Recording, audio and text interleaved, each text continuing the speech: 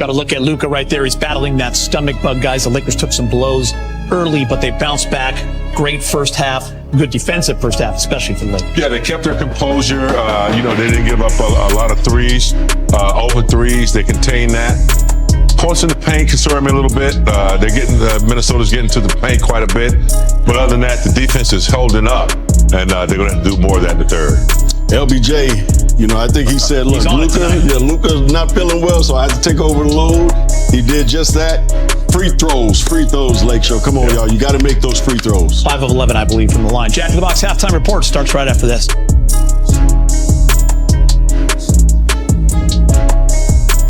Hello again, alongside James Worthy and Byron Scott. I'm Chris McGee. This is the Jack in the Box halftime report. Let's get you to Minnesota for the first half. Highlights for Game 3 in his NBA playoff career, but he hits the deep three to end the half.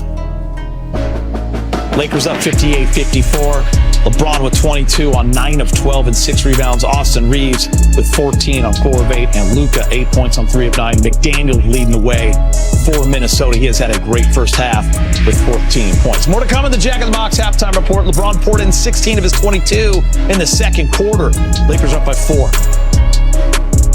Are your halftime stats: 58-54. Lakers shooting 52%, 9 of 21 from 3. Minnesota 4 of 17 from 3. You see the rebounding got better in that second quarter. They lead 22-16. Points in the paint's the one big game James saw, 32-16. Too many turnovers for the Lakers, but LeBron has been that man. He's a leader.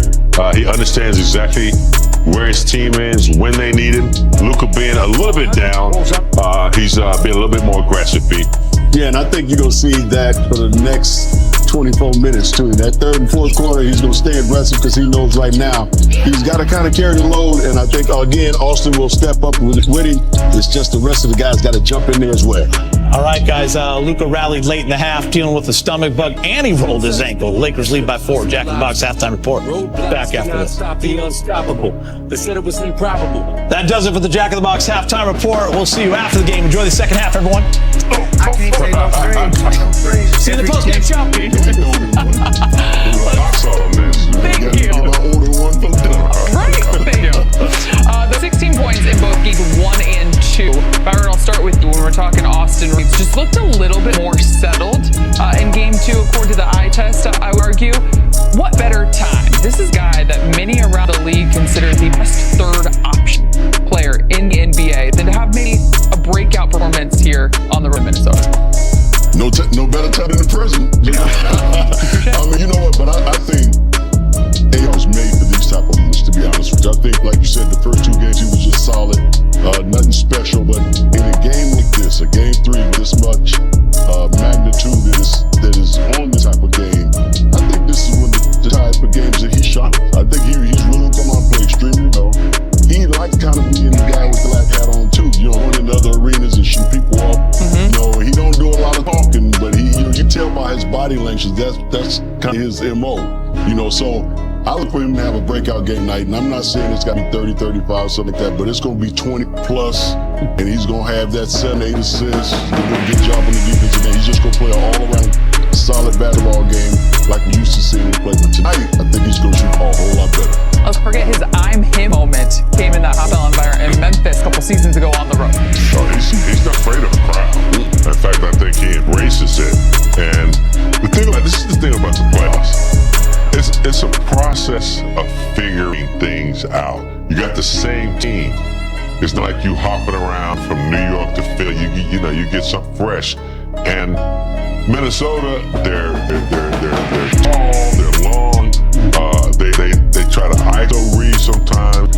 He has a workload, and I think Game 3, I can see him slowly. Only 21% from the 3. I know Brady's going to talk about that, but it's about figuring things out. I think he has, and like Byron just said, tonight on the road, he's one of those type of players that have a breakthrough. He's ready. I think he's ready for the moment. I think he's going to have another good game.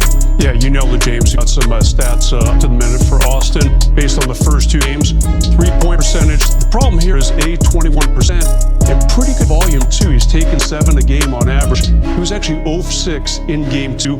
That can only improve. Here's the other number for him. especially in game one. He really struggled defensively. He felt like a lot of the Minnesota perimeter guys were kind of going at him. So these are two numbers he's got to improve. You know, while we're at it, how about this? That's pretty low for him too. Just in the last few weeks of the regular season, he had games where he had 9 free throw attempts, and even a game with 12 free throw attempts. If this ain't fun, you got to make this happen. Neither one really happening for him right now. Can we give him a standing ovation? Way to work the wall press. He needs Brett to have his own little wall segment These over guys there. go to the wall all the time. I got to make it happen, Captain. There's a famous guy named Steve Kornacki. Everybody knows Steve Kornacki.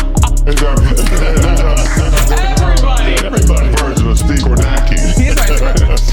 From AR to the Timberwolves. You guys know this guy very well, Julius Randle. How impressed or maybe is it intriguing to you that he's almost become Minnesota's second playmaker?